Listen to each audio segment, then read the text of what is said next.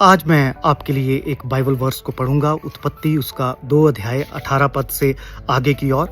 फिर यहोवा परमेश्वर ने कहा, आदम का अकेला रहना अच्छा नहीं, मैं उसके लिए एक सहायक बनाऊंगा जो उससे मेल खाए।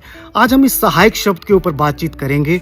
और जब हम सहायक शब्द सुनते हैं तो हमें लगता है कि कहीं ना कहीं हवा को आदम से कम बनाया गया, हवा को आदम के अधीन बनाया गया, चाहे वो लीडरशिप में हो और चाहे अथॉरिटी में हो।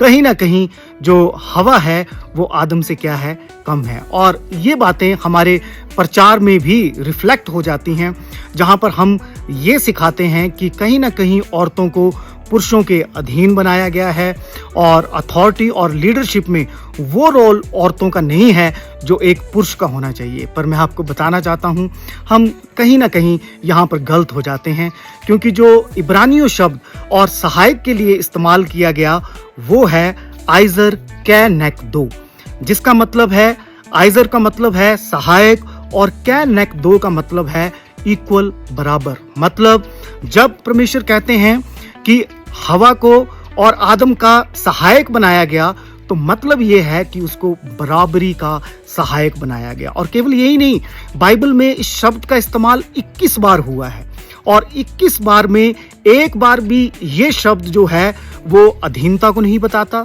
ये शब्द ये नहीं बताता कि वो लीडरशिप में नहीं जा सकती स्त्रियां, उनके पास अथॉरिटी नहीं होगी, पर ये इससे उलट बताता है। जैसे इज़केल 12:14 और इशाया 30:5 में हम पढ़ें तो इशाया 30:5 में, और जब असीरियन लोग जो इस्राएल और यहूदा के गोत्र पर जब आक्रमण कर रहे थे, तो यहूदा के गोत्र के लोगों को और सहायता की ज़रूरत थी, उन्हें मिलिट्री फोर्स की ज़रूरत थी।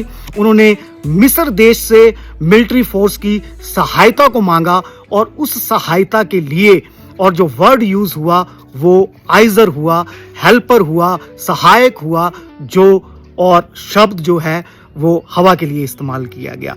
यहाँ पर भी एक फोर्स की बात है, यहाँ पर भी एक शक्ति को दिखाता है ये शब्द। दूत और 18 बार जो ये शब्द है, ये परमेश्वर से जब हम सहायता मांगते हैं उसके लिए इस्तेमाल हुआ है। 1-2 पद मैं आपको पढ़ता हूँ।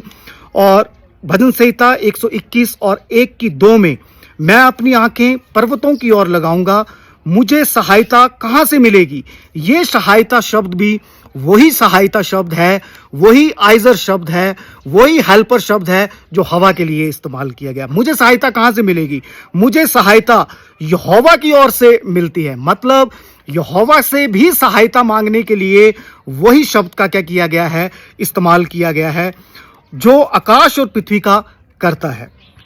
भजन संहिता उसके 33 और 20 अध्याय में भी अगर हम पढ़ें तो वहां लिखा है, हम यहोवा का आसरा देखते आए हैं, वह ही हमारी सहायक और ढाल ठहरा है। मतलब ये कि जिस शब्द को, जिस सहायक शब्द को हम छोटा शब्द समझते हैं, जिस सहायक शब्द को हम अधीन समझते हैं, वो सहायक शब्द एक्चुअली में लीडरशिप, अथॉरिटी, फोर्स और एक पावर को बताता है।